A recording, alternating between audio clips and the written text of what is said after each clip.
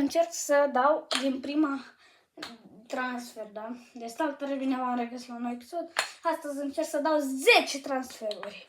Nu uitați să vă abonați dacă o să-mi iasă, da? Și fiecare videoclip îl facem fără pauză. Bun, deci hai să... O să vă anunț eu când ajung la 10, pentru că două de astea așa. Stați să vă arăt ce înseamnă două, pentru că trebuie știți una așa și două așa. Înseamnă un transfer, da? Și s-a început. Și numărați. E dublu acum.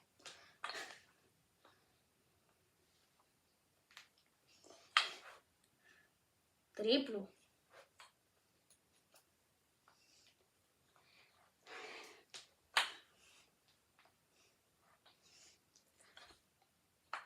Al patrulea.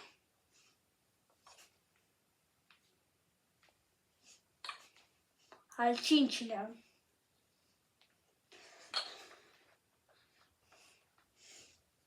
Al șaselea. Al șaptelea.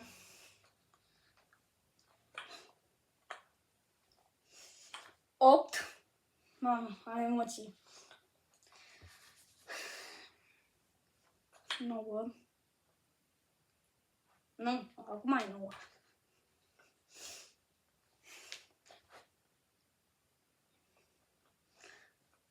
10 transferuri! Bine, mai încerc să dau. Hai să vedem care e recordul pe care pot să-l dau.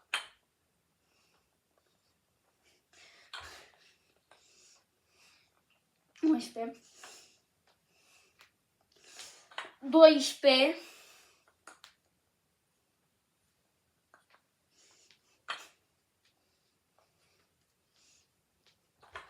13. 14. 15. Vreau 20.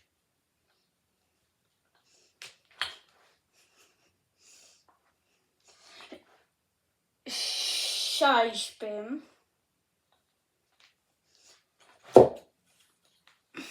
Da, 17. Mamă, nu mă așteptam. Eu voiam să fac 10, dar am făcut 17. Vedeți ce înseamnă să fii scam? Că dacă nu sunteți și dați așa ca disperații, nu o să vă iasă, da? Uitați că mie iese. Dacă mă antrenez mult. Dacă vă chinuiți, o să vă iasă.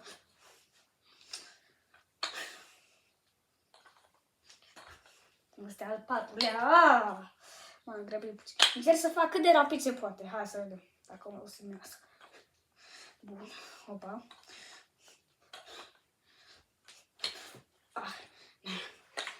Încerc, măcar mi-a ieșit 17, nu?